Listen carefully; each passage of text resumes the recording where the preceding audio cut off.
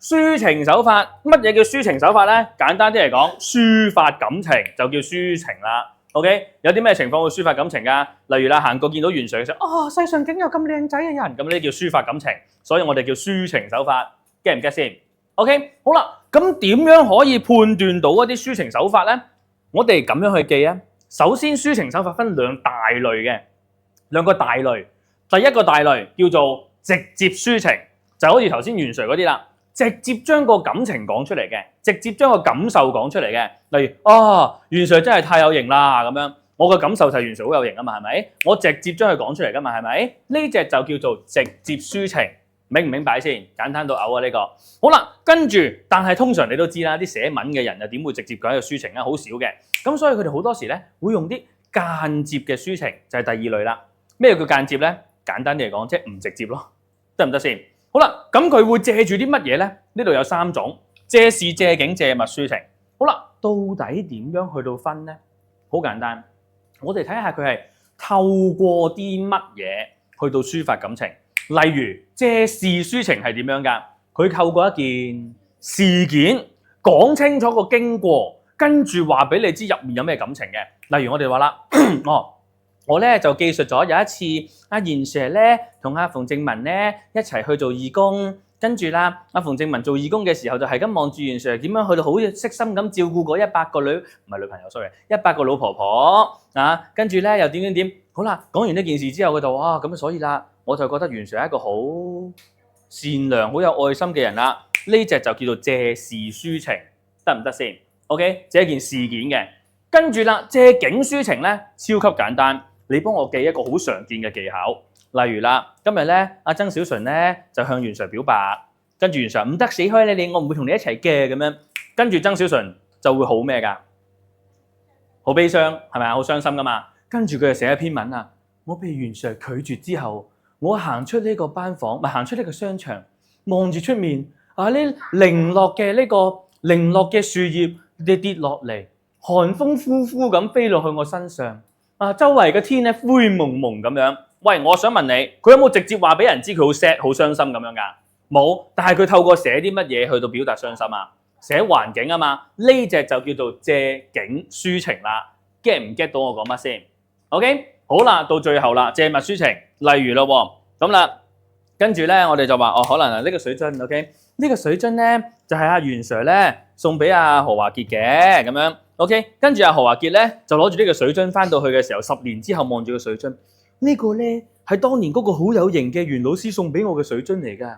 哇！呢件嘢真係好有意義㗎。咁我想問你，佢想表達對袁 Sir 嘅咩之情啊？思念啦，或者係崇拜啦，類似呢啲嘅感覺咯，係咪？呢隻我哋叫借物抒情，明唔明白 ？OK， 好啦，所以我哋要做判斷一個感情嘅話咧，第一，你要諗下佢講緊乜嘢之情。第二，佢直接講個感情出嚟啊，定係借啲乜嘢去講感情？明唔明白袁 Sir 講乜？嗱，我哋一齊試試啊。例如第一題，咁咩？外公啊，總係可眷可親，我愛我外公。我想問你第一件事，佢想表達對外公嘅咩之情？佢想表達對外公嘅咩啊？懷念？唔係，睇清楚啲，講到明㗎啦喎。係啊，可敬可親同埋愛佢啊嘛，係咪啊？呢啲係感情嚟噶嘛，而且你係直接見到佢寫埋佢感情出嚟噶嘛，係咪啊？所以呢隻我哋叫咩抒情啊？直接抒情 ，good， 一齊寫翻低佢，只遮抒情。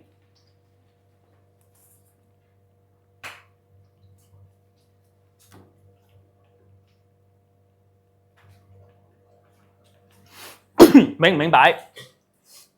可不可以？好，可以的話，我們繼續下去。OK，嚟啦喎，跟住啦，6年級嘅時候，陳老師為咗幫我補好中文啊，成日抽空補習。我想問你，佢呢度係想表達對陳老師嘅乜嘢嘅感情？嗱，段姑唔係暗戀緊佢啊，係咪啊？唔好借乜住，我哋判斷感情先。呢度佢想表達對陳老師嘅咩之情嚟㗎？話佢教我中文啊，成啊，話我諗起咧就好溫暖啊。佢好乜嘢啊？陳老師㗎應該。好關愛唔係，好感恩或者好感謝陳老師，啱唔啱數 ？OK， 而且佢係透過一件事件去表達佢嘅感謝噶嘛，佢冇直接話陳老師我好多謝你咁樣噶嘛，係咪？呢隻我哋叫借事抒情啦，明唔明白？得唔得？一齊寫翻低佢，借事抒情。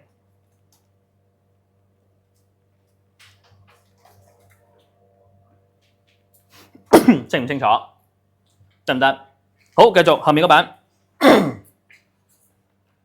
翻開咗本紀念冊，跟住諗起以前啲生活，第一件事判斷個感情先。今次謝心如想你話俾我知，你覺得佢係好乜嘢以前嘅生活㗎 ？Yes， 懷念以前嘅生活，但係佢有冇直接講懷念？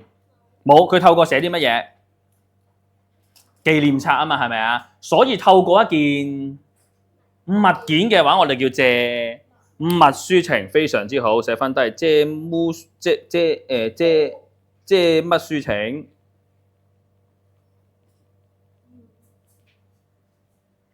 明唔明白？可不可以？有沒有難度？沒有難度就繼續下去。啊，天空總是藍藍的，咁呢個好簡單啦，係咪啊？講埋天空啦，已經係咪？好明顯啦，借咩啊？嚇！哇，大佬，天空係一樣物件嚟㗎，你攞翻屋企擺低係嘛？借景啦，大佬啊！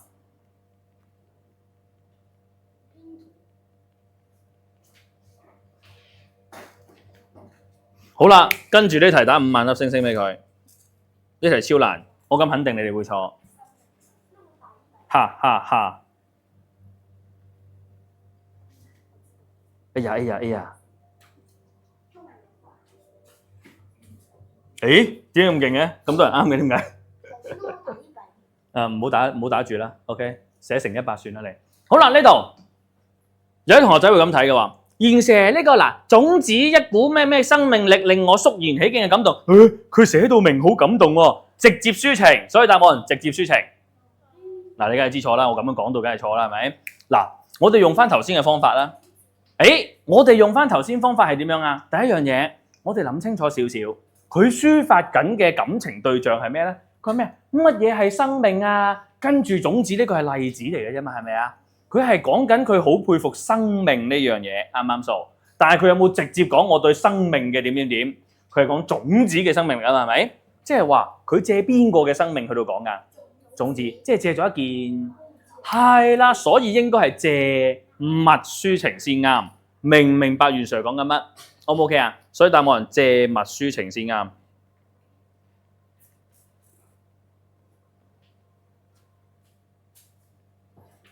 好啦，跟住到最後呢題，我想鄧順星，你話俾我知，借乜抒情？係咯，好明顯係成件事講晒啦，大佬係咪？借事抒情寫低算啦，借事抒情，借錢抒情係嘛？借錢就唔係抒情㗎啦，借錢係會輸感情，因為借錢之後就冇感情㗎啦，知唔知啊？get 唔 get 到先呢個位？